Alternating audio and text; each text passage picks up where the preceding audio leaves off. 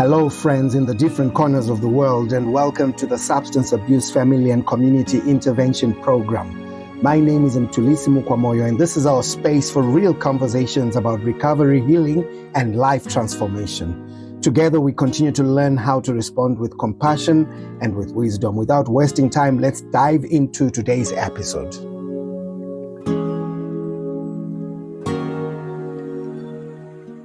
I just want to take this time to welcome you once again to yet another opportunity where we get to discuss issues pertaining to substance abuse recovery and life transformation in our families and communities. My name is Theunis Botha, and in this part of our substance abuse family and community intervention program, I'm excited to be joined by someone who has become a friend and a brother over the last few weeks, someone who is currently in the recovery process and in the life transformation process.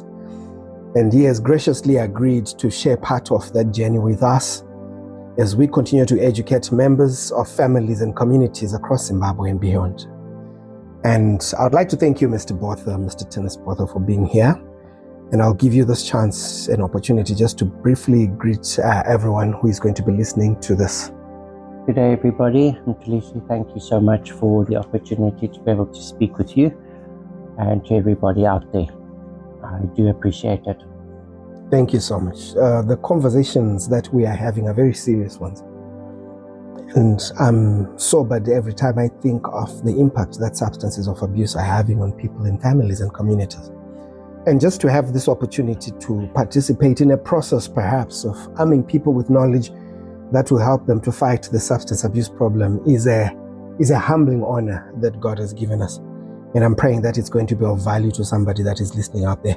Now, before we begin, Mr. Botha, I just want to acknowledge that you are doing this voluntarily and that you are sharing your experience because deep within you, as you are going through a process of recovery, you want to help individuals and families in our communities who are struggling with substance abuse. And you want to share insights that can help people face the challenges that come with it. Is it correct for me to say that this is something you're doing out of your free will and that you've not been coerced to do it? That is correct, Theunis. Thank you very much for that. Now, recovery is a process, and a very long one for that matter. And the more you spend time interacting with people that are struggling with substances of abuse, the more you realize just how difficult of a process it is. And more so when you add into the equation the whole idea of total life transformation beyond recovering from substance abuse. It takes quite a lot to be able to achieve that. And it also takes courage to be able to speak openly, especially when you're still walking in this journey like you're doing, Mr. Botha. This is only your second month in recovery since you started on this program. And we've only completed about 4 modules together, and we still have 2 more months to go and about 8 more modules to go before we finish what we have started to do in your journey to turning your life around to give yourself a second chance. I would like to ask, what is it that has made you make the decision that so early in your process of recovery, you want to share your experience with others? I think it was realizing the fact that I was standing on the edge of losing what mattered the most to me in life. Family, friends, everything that was my foundation, everything that was what I hold dear.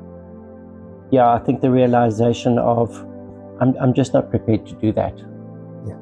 You know, and if there's any possibility of me being able to assist somebody and to put hope out there that there is hope, there is a way to beat this, I would be very happy to assist. But in your journey, you saw yourself beginning to lose a lot of important things after you had started on the path of substance abuse.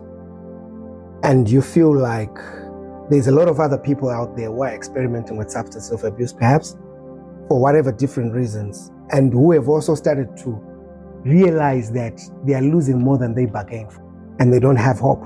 And would it be right to say you're doing this because you feel like somebody needs to have hope out there? Absolutely. I'm coming from a place where it's dark, it's lonely, I don't think there are any words that can describe the confusion or, feeling lonely and not feeling as if you can reach out and being confused in a place that you may not understand. Because this is not something that has to be taken, lightheartedly. This is a very serious problem. This is a problem where a lot of people that are struggling with this, they don't understand the consequence to it, because they're probably not in control anymore of their life. Yeah. And that's a very sad thing. It's a very scary place to be in when you're not able to be in control. But I think many times when we make some of these decisions, including indulging in substances of abuse, we don't realize what we're getting ourselves into. And by the time we realize that we have quite literally abdicated the throne of life, we have given over control, it often feels like it's too late. But here we are today with a message to our families and communities in Bulawayo, in Zimbabwe and beyond, with a message that says there's still hope. There's still hope. And what's sobering about this is that I'm here having a conversation with someone that is in the process of fighting for their lives. This is how real it becomes. This conversation that we're having is about understanding the realities of substance abuse or of addiction, understanding the challenges that come with attempting to recover from that and attempting to rebuild your life, because there are many. And I'm sure, Mr. Botha, you can agree with me that in the short time that we've been together, we have had many dark moments. Many moments when it felt like there was no hope. Many moments when things were really tough. But what's important is that once a person, your child, the person you love, or you have started to go through the journey of recovering your life from substance abuse and also of transforming your life so that you have a second chance at life, you don't stop until you get to the end. There's one thing that I keep getting from you, how so stubbornly committed you are to this journey, and that nothing is going to stop you, no matter what, from achieving what you have set to achieve with your life. Can we talk a little bit more about that? It's a horrible thing to be afraid. Probably the worst of it all for me is realizing that when I look into the people that I love and the people that I know that love me, and I can see in their eyes that they're not sure about what I'm saying, and the foundation is shaken. You're no longer steady. It is not a good place to be in. But with this comes a place where you have to surrender. You have to surrender completely. You have to be totally honest. You've got to, this is not a quick fix. You start the journey and you finish it, but you have to do it with intent. And it is so vitally important that one realizes that there's always hope. There's a solution to just about anything in life besides death. For me, it's about reconnecting with the relationships of those that I hold, those that I need in my life. I can't be isolating myself like this. I need people in my life. I need family. I need friends. But at the same time, I also need to understand the boundaries that needs to be set, and that is so vital. Understanding boundaries that other people set for themselves, and then having realistic boundaries for myself. Over the years that you have struggled with substances of abuse, relationships have been broken. Trust has been lost. Hope has gone. You bring up the point that there is nothing as painful as looking at the people that you love the most. See you, look at you, and you can see in their eyes that they have lost all hope for you. That they don't know whether to believe that you are genuine, whether you're serious. They are tired. They have tried everything that they can. And here you are at this moment of saying, I've started on this journey. How do you deal with the reality that you are surrounded by people who love you and yet at the same time have probably given up and are not sure of the sincerity of the journey that you're taking? I have to carry the weight of this. What does that mean? I need to take ownership, which I am doing. Yeah. Without fail, and if there's anything that is so penetrating is the truth. Because the truth, you don't need to explain yourself to anybody. The truth is the truth. It stands for itself. Yeah. And people see the truth. But on the road where I've come from, I was a master of deception. I was hiding. I was running around the corners. I was constantly thinking of how am I supposed to lie today to be better at it. And then, but deep inside myself, knowing that this is a runaway train and somewhere along the line it's going to derail. And the day for that came where I was in a place where I didn't know where to go. I was too scared to speak to people because it was facing the reality, but it is the only way. And realizing that there are people that will always stand by you no matter what. There will always be somebody that will love you. Yeah. We owe it to people like that. And not only to them, but to yourself. The deception. Can you tell me more about that? Well, you know, it's a difficult thing because... And by the way, if at all you feel like you're not comfortable talking about anything, it's okay not to talk about it. No, I'm perfectly fine with it, because I mean I've taken it on board. That is who I was. That is who I was, and I've turned away from it because it's simply just not worth it. There are people out there that I love so much. Yeah. And I will do whatever it takes to repair this confusion within myself and where I've come from and where I've ended up. I owe it to me, I owe it to them. Yeah, it's just to get back to a normal life with normal problems. I don't have to lie. When I started working with you, I quickly discovered that you were a public figure. And as we talked, yes, you did confirm.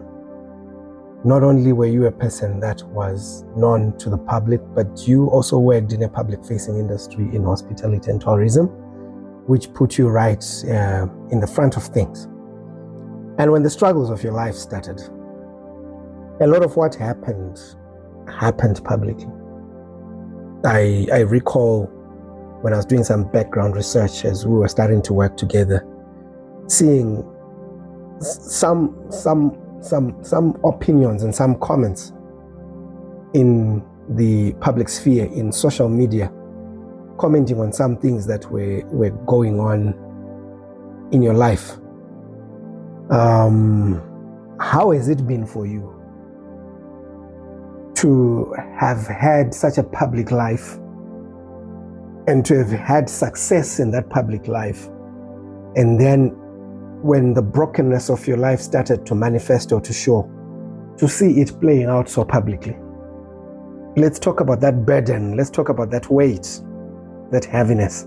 It's a very difficult thing because, you know, I'm not hiding behind substance abuse. Substance abuse,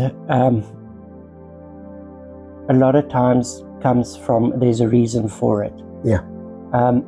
So there's a lot of work that needs to be done in personal lives to understand how did it get to where it is now. Yeah. That's a very important point that you actually bring up.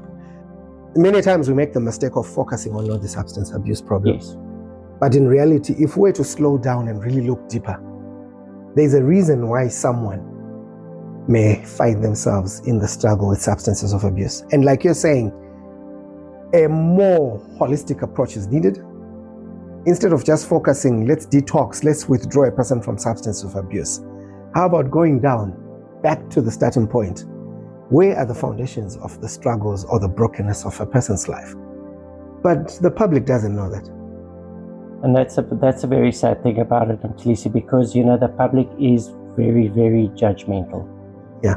Because they simply don't understand. And you will always have people that will be very happy to place their comments out on social media, not realizing of how damaging it is.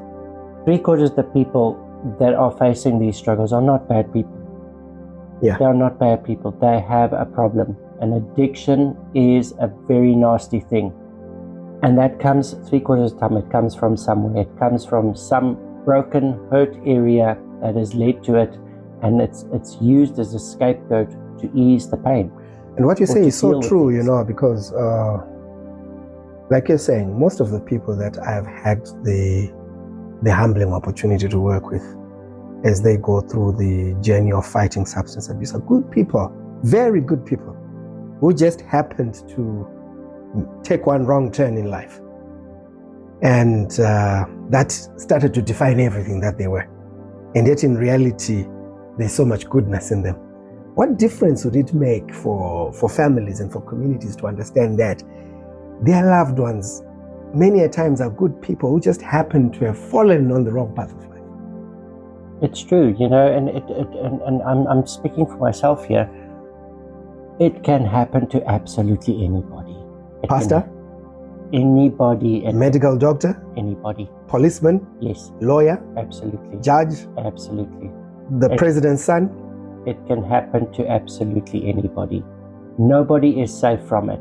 And come to think of it, you came from a place of privilege. Yes. I grew up very, very, very privileged. And one would think you would not find yourself falling into this brokenness, right? Exactly. But here you are. Here I am. I grew up in a very loving family, Yep. very sheltered. I never needed for anything. You know, my parents used to walk down the path. They were married over 40 years. They were walking down the road and still holding hands. What a perfect example to anybody. Yeah. But there's a reason why things happen. And unfortunately, it's, you know, for me, it was a mere wrong decision on a day that I thought that I was having a bad day. It was a bad day. I knew exactly what this could do, but I didn't take it serious enough for that day. I let my guard down. I was well equipped against it. I knew exactly what would happen, but I just did not think on that day, and it only took once. I really want to appreciate your courage, man, to go through this journey with honesty. I also honor the decision that you've made, that you want this journey to be a learning opportunity for other people as well. And we sincerely hope that it can create space, not just for you, man, but even for your family, for everybody else around you, to grow from this, to heal from this, and to change from this, and so that we all see better days. What I see here is you are choosing accountability, you are choosing transparency, and you're choosing hope, because you could have easily chosen silence. In fact, you would not even be part of this program in the first place. But to actually accept, I remember the first day that I saw you, you remember? I do remember it. And we sat by the lawn there. You were ready for this journey. It was. Right. And I am. Let's go back a little so that we understand. At what age were you first introduced to substances of abuse? If I recall, I was 34, 35 years old. 34, 35 years old. Yes. That's about 10 or so years ago. Correct. Now, for the last 10 or so years, you've been struggling with substance of abuse. Here's a curious question. How is it then that some of the people that are close to you and some of your family members believe that this is a recent problem? And yet, in reality, this is a problem that started when you were 34, 35 years old, and now it's more than 10 years later, and you've been struggling with it. At first, I was in denial because I didn't realize at the time that I was addicted. Yeah. Yet I was. I was ashamed. I was scared. I didn't reach out. I thought it was something that was going to go away and that it would solve, the problem would solve itself. And although I knew, and I've always known that problems don't go away by themselves. They have to be solved. They need attention. You need to be able to deal with it. I didn't. But what I focused my life on was keeping it a secret, which slowly but surely was eating away at my life. And yes, there were people that would notice the differences in me. Yeah. But they didn't have the courage, and that's okay. They didn't have the courage. Or perhaps they were not equipped. Yes, exactly. To deal with this thing. Exactly, because it's something. It's a very sensitive thing, and it's a scary thing. A lot of people have not been exposed to it, and a lot of people may be having that struggle, but just don't have an answer to it. They don't have a support system. And what I'm learning here is, by the time family members in the community realize that someone is struggling with substance abuse, it's often too late. Yes. They may have been fighting that problem for such a long time in secrecy and in silence. Mm-hmm. And by the time it rears its ugly head, the damage has been done. Now, how important is it to you now that families and communities need to be taught, they need an education to understand substance abuse, to understand how to identify when the people that they love may be struggling, and to know what to do to immediately help people that are struggling? How important is that education? Because I think at one point in time when we were discussing, one of the things that you mentioned was that you wish someone has intervened. Correct. As early as 10 years ago. Yes. When the problem started. Yes. So here you are today, and we have an opportunity to speak to communities and educate them. How important are these processes? Well, you know what, I would plead to communities and family and friends, if you notice anything, you have an obligation. You have an obligation to help these people. You need to approach them, give them the support they need, because I'm talking from experience here. Yeah. And from a broken heart, a broken life. Yeah. 3/4 of the time, people don't have control over their choices. Yeah. It's out of control. They need help. You cannot deal with this on your own. Are we doing enough to educate families and communities? I think that the notion is there, but I don't feel it's enough, because even till today, the dealers are still out there. They are selling this substance on the street. It is as easy as buying a packet of milk in the supermarket. Which takes me to the next question. What substance of abuse did you struggle with for all these 10 or so years? For me, it was crystal meth. The demon of drugs. I didn't know that at the time. The worst. I know that now. The most potent. Yes. The most addictive drug. And you didn't know that at that time. I didn't. And how easy was it for you to get this drug? It was so easy. Like buying... Yes, like a packet bananas. Buying a packet of chips at this shop. As easy as that. You did mention at some point in time that the guy that you used to get your fix from is still there. Yeah, he's still there. 10 years later in the street. Absolutely. In the same spot. Yeah, same place. Still doing damage to other people's children. Still doing it. Wow. Unbelievable, very sad. Very, very, very sad. Do you feel like more could be done to disrupt or interrupt the supply chain of substance abuse? Absolutely. And what role do communities have? I feel the communities have an obligation to stop this. They need to protect their neighborhoods from it. Yeah. Because it's there. Whether you want to see it or not, it is there. And what got you into this? Like you mentioned, there are different reasons why people ultimately indulge in substance of abuse. And many of the times, it's not what we assume. Yeah. So I look at you and I see a good human being, man. And I ask myself, what happened? I don't want details because this is going into public space. But I'd like to know What drove you to the corner where you started to indulge in crystal meth? I was having a difficult time in a period of my life where I was undecisive. I couldn't make decisions. I was struggling making decisions at the time, and as everybody knows, being undecisive is a big problem on its own. Yeah. So I simply just was tempted, and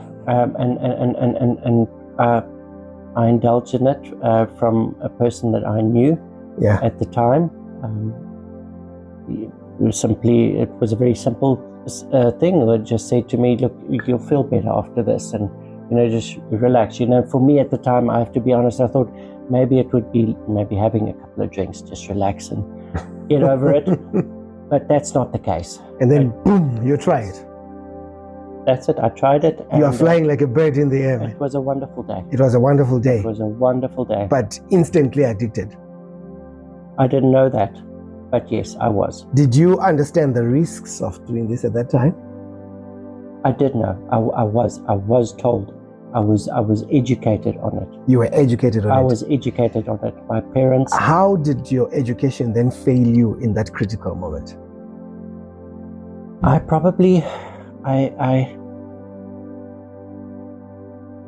I said, I was undecisive over things that I needed to make choices and decisions about. I felt alone at the time. I was probably vulnerable, and I didn't reach out, and I probably reached out to the wrong people. To the wrong people, yes.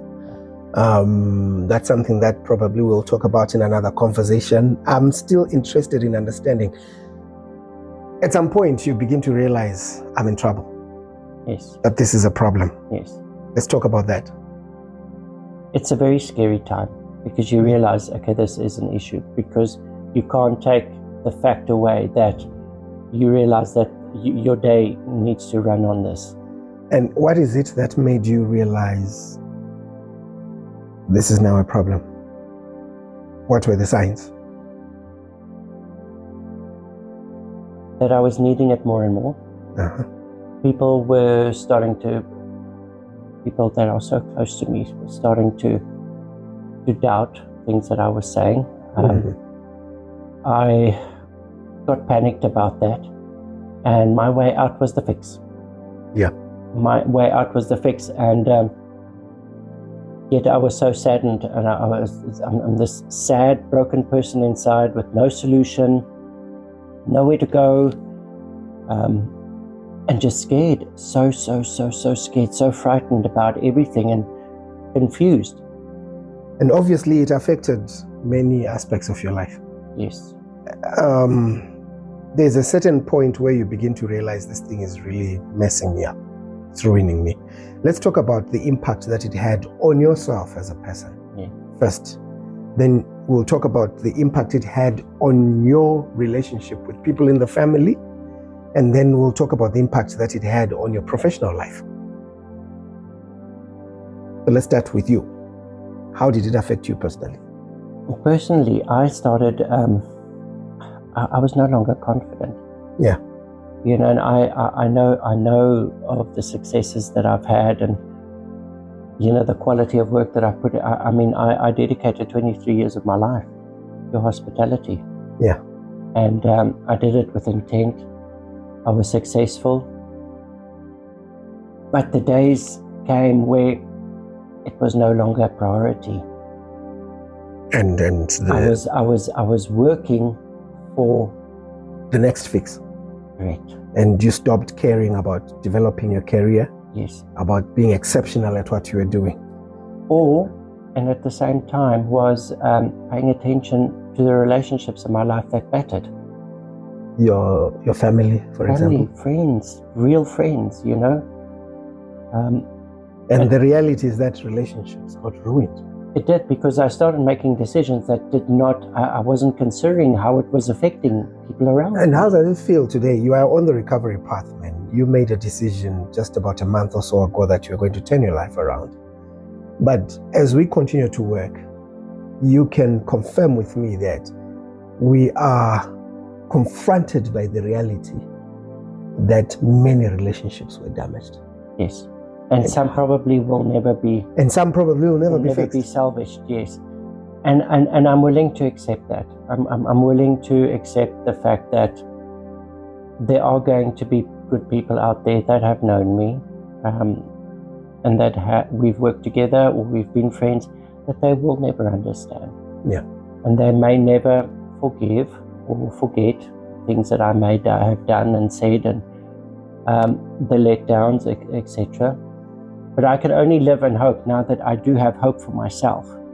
I can only live in hope that those very people can be educated about this really real problem that is out there. And hopefully one day there will be a different understanding about it.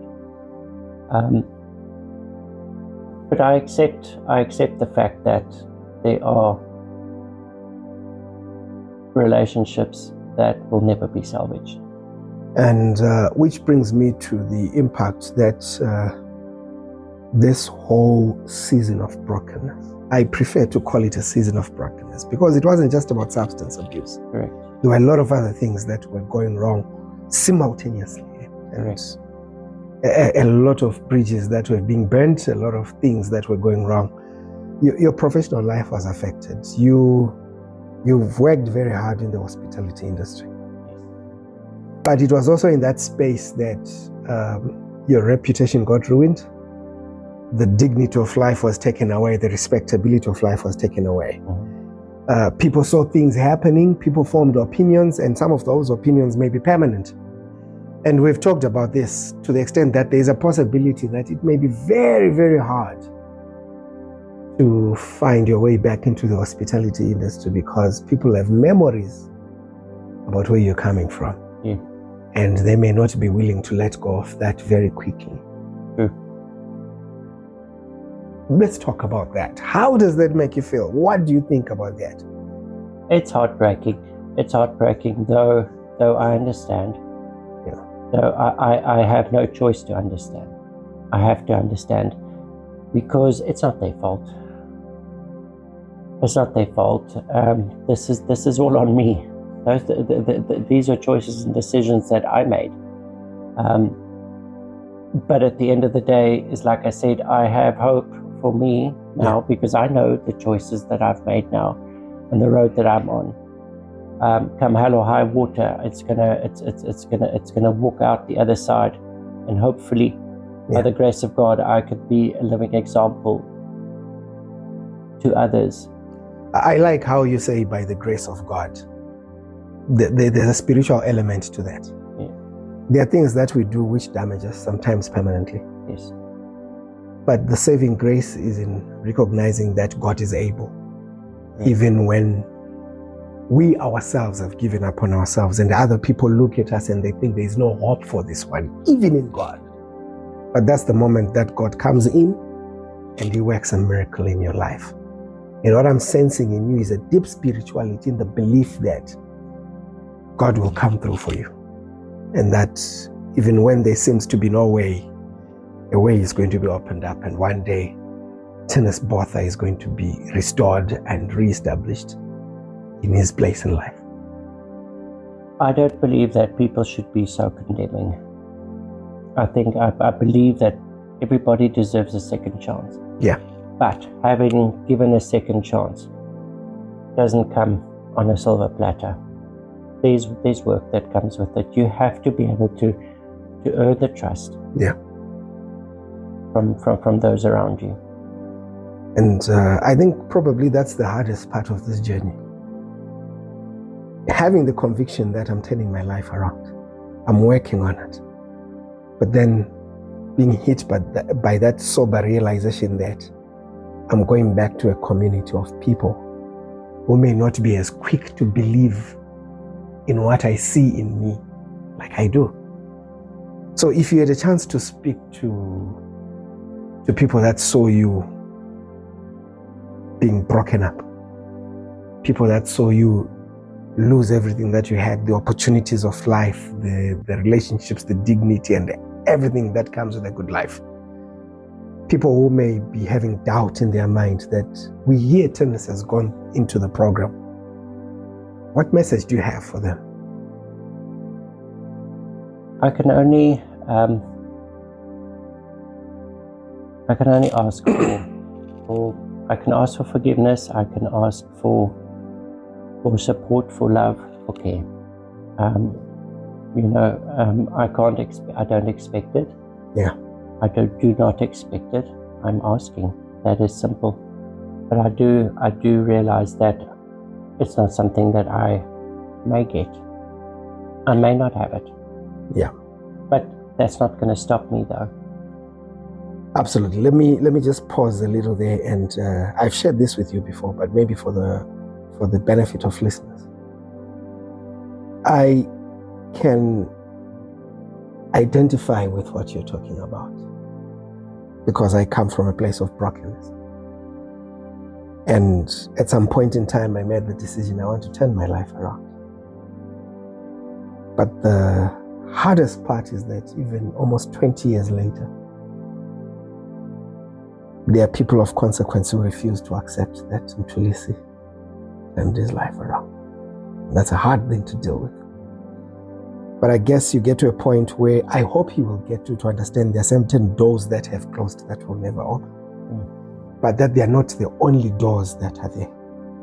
That for every door that has closed because of your poor decisions, God has 1,000 more doors that are ready to open. And here am I, doing this wonderful work now because that's a door that God opened. So just to encourage you men and say, there are many doors out there that God is going to open for you. It's not going to be an easy journey, but be prepared for the discouragement that is going to come. Be ready for it, but never lose the determination to rise until you become the best that God has designed and purposed for you. Let's talk about that turning point. There's a point, Mr. Botha, where you realized, I fix myself or I perish. Let's talk about that point.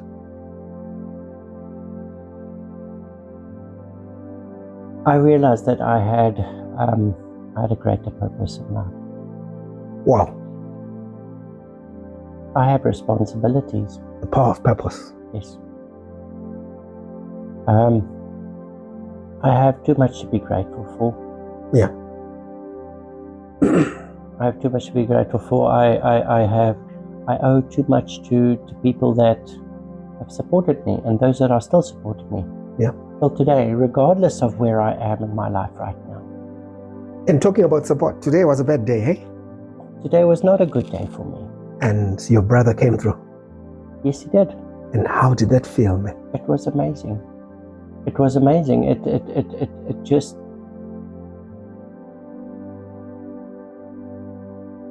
reinforced a foundation that I need in my life. Yeah. And realizing the importance of it. Then there's a day when I came to your place, you remember? Yes. Let's talk about that. I was afraid. Yeah. But I knew I needed help. I had made a decision, I had made a choice. But how I knew that I can do this is when you came down to my level. What do you mean? You sat flat on the lawn. I was still looking for a chair, but you went and sat down. And I resonated with that because that's where I was. And how has the program been for you so far? It's been just about a month, more than a month? It's been very hard. It's been probably the hardest thing that I've ever done in my life because there are many things that I have spoken and that I've dealt with that I haven't dealt with or come to terms with for many, many, many years. Yeah. And that has given me courage. It's given me courage. It's given me hope. It's taken a huge weight off my shoulders, weight that I've been carrying around unnecessarily. And are there any changes that you're beginning to see in your life? I think the changes are there, but I can't expect it too soon, because I know this is not a quick fix. Absolutely. This is not going to be okay tomorrow. Yeah. It's not. This is going to be something, it's a lifelong commitment. Let's talk about a day like today. Today was a very bad day. It was not a good day for me. And probably far worse than the worst that I've seen you in this journey, in this program. Yes. But here you are. You're still pushing on, you're still keeping on. What's keeping you going? The love for my family and friends and those that I hold close, the purpose that I have in life. And hoping that if, by the grace of God, I will come through this. Yeah. And I will walk out the other side. And I'll be able to have a balanced life. Be a role model to somebody and be able to help somebody and make sure that the information is out there of this very terrible thing that can happen to anybody. Now let's talk about something that's a bit close to you. And if you feel like you're not ready to talk about it, we don't talk about it. You have a son? Yes, I do. How old is he? He's a teenager now.